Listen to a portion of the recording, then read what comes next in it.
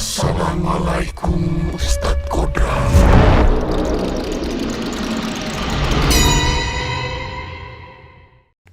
Hai guys, kali ini Mimin akan mereview film yang berjudul Kodrat. Film Kodrat adalah film horor religi asal Indonesia, karya Charles Ghazali dan diperankan oleh Pasutri Vinoge Bastian dan Marsha Timothy. Daripada kebanyakan cincong, langsung saja kita ke filmnya.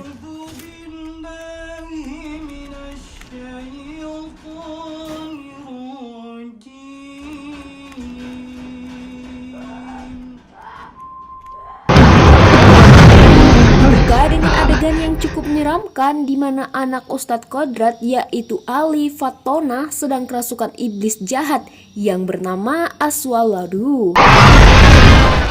Kodrat berusaha mengusir jin itu dari tubuh Alif, namun dengan licik Aswala malah mematahkan leher bocah tak berdosa itu.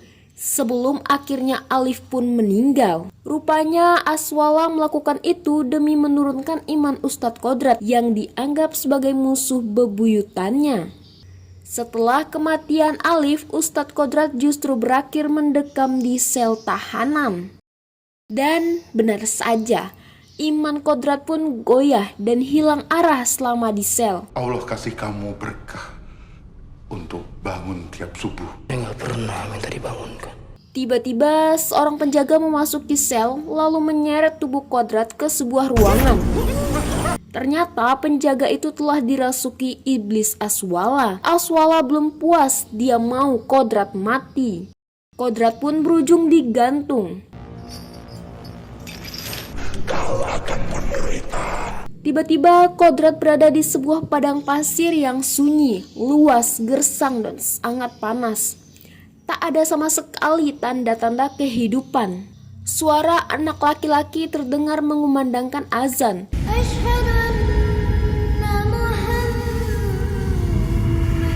Kodrat pun bingung harus melakukan apa. Kemudian dia memutuskan untuk tayamum dan melaksanakan sholat. Setelah menyelesaikan sholatnya, Kodrat tiba-tiba bangun dari kematiannya. Kodrat memutuskan pulang kampung ke desanya, yaitu desa Kober.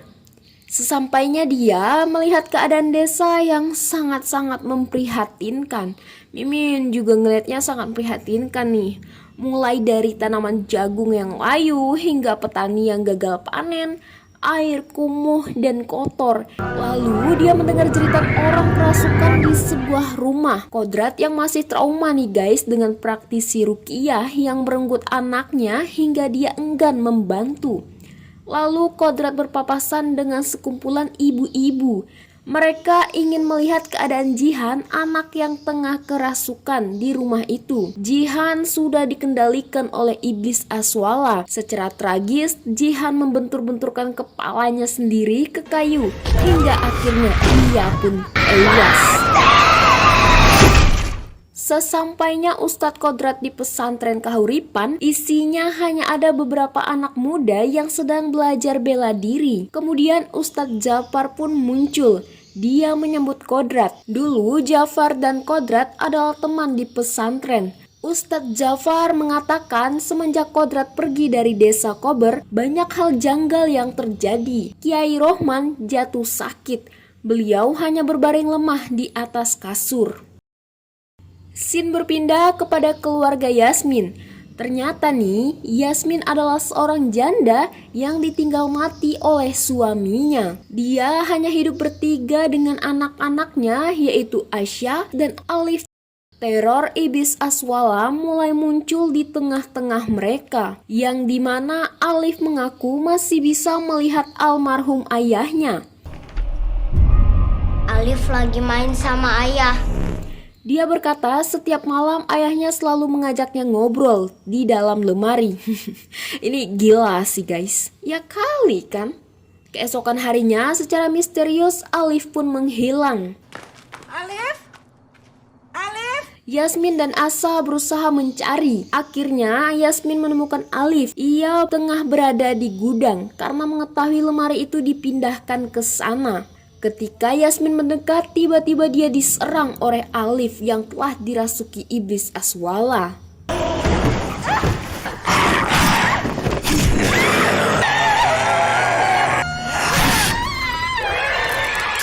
Beruntung Yasmin berhasil melarikan diri yang kemudian mengurung Alif sendirian di dalam gudang itu. Gila nih kan, film Indo bisa keren banget kayak gini nih. Yasmin segera pergi ke pesantren Kahuripan untuk meminta bantuan Ustadz Jafar. Sesampainya di pesantren, ternyata Ustadz Jafar tidak ada. Karena tidak ada pilihan lain, Yasmin meminta Kodrat untuk meruqyah anaknya. Empati Ustadz Kodrat mulai muncul kembali karena anak Yasmin sama seperti nama anaknya, yaitu Alif. Ustadz Kodrat pun segera melawan iblis Aswala. Iblis Aswala akhirnya bertemu dengan Ustadz Kodrat kembali. Munafik kau keturunan Adam, kau sebut asma Allah, tapi kau tak beriman kepadanya. Ustadz Kodrat menyerang, terlihat Alif yang sebenarnya pakai kursi roda dengan lincah menyerang Ustadz Kodrat. Namun pada akhirnya Aswala berhasil dikeluarkan dari tubuh Alif. Dan setelah itu Ustadz Kodrat pun pamit untuk pulang. Setelah suasana cukup tenang, tak lama kemudian Alif kerasukan lagi. Sementara di pertengahan jalan pulang, Ustadz Kodrat dihadang oleh iblis Aswala yang berwujud anjing hitam nih guys. Ustadz Kodrat pun lengah dan jatuh ke bawah jurang. Alif ya! Di sisi lain, Yasmin memanggil Ustadz Jafar untuk meruqyah lagi. Tak lama, Ustadz Kodrat yang baru sadar datang kembali ke rumah Yasmin. Dia meminta agar Alif ditangani olehnya saja karena ia ingin mengalahkan iblis itu. Aku yang lebih tahu masalahnya daripada kalian. Kamu tanya sama hatimu sendiri. Kamu menolong karena Tuhan, bukan dendam yang belum tuntas. Keesokan harinya setelah diruqyah oleh Ustadz Jafar, Alif kembali sembuh dan ceria.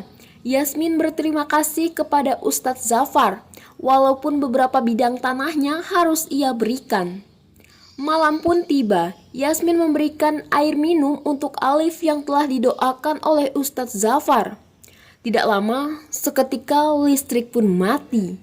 Yasmin meminta Asya untuk tetap menjaga Alif di sini, sedangkan ia akan pergi ke gudang untuk mengecek panel listrik. Hal tak terduga terjadi di dalam gudang. Yasmin bertemu dengan iblis Aswala, si anjing hitam itu. Kemudian Yasmin pun dirasuki guys. Asya merasa curiga, mengapa ibunya tak kunjung datang. Dia pun berniat menyusuri ibunya ke gudang. Namun, saat di tengah rumah, Asya mendengar suara ibu Yasmin telah dirasuki. Ia pun menyuruh Asya untuk pergi ke pesantren dan memanggil Ustadz Jafar. Yasmin yang dirasuki segera membawa Alif ke gudang lalu menguburnya hidup-hidup. Aduh. Sementara di pesantren, Ustadz Kodrat mulai curiga kepada Jafar. Dia merasa Jafar melakukan ruqyah semata-mata untuk memperkaya diri dan menguras harta warga desa. Terungkaplah ternyata Ustadz Jafar adalah dalang dari semua ini. Emang gak ada otak nih Ustadz ya. Astagfirullahaladzim. Ia telah menyembah sosok iblis Aswala untuk meneror warga desa, terutama keluarganya Kodrat, supaya tidak ada saingan dalam bisnis ruqyahnya. Saat kamu Jafar. Ustadz Kodrat pun melawan si Jafar.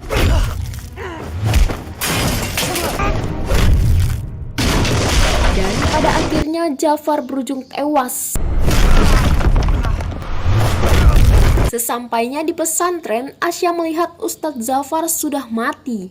Maka dia pun meminta bantuan kepada Ustadz Kodrat. Setelah itu, mereka berdua tidak melihat Yasmin dan Alif ada di rumah kontrakan. Mereka melihat Yasmin tengah berdiri di depan kobaran api, tetapi mereka tidak melihat Alif, di mana Yasmin tengah dirasuki mengucapkan salam kepada Ustadz Kodrat. Assalamualaikum Ustadz Kodrat. Ustadz Kodrat bertanya di mana Aswala menyembunyikan Alif.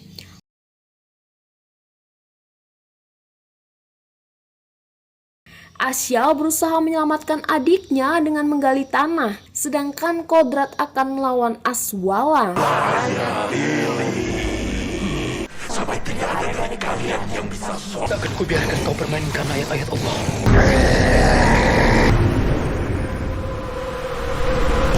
Dan Aswala pun akhirnya keluar dari tubuh Yasmin.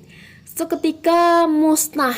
Setelah itu Ustadz Kodrat juga kembali menggali tanah secepat kilat sehingga nyawa Alif masih bisa terselamatkan. 6 bulan pun berlalu setelah Aswala lenyap, desa Kober menjadi kembali subur.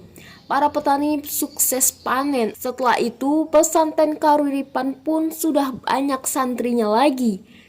Kiai Rohman juga sudah sembuh dari penyakitnya dan akan memimpin kembali pesantren Kahuripan. Dan perjalanannya masih akan panjang guys, karena ia masih akan terus memecahkan misteri mengenai istrinya itu. Oke guys, sekian dulu untuk film hari ini. Oke guys, sekian, jangan lupa untuk subscribe, like, komen, dan aktifkan lonceng kalian. Bye bye.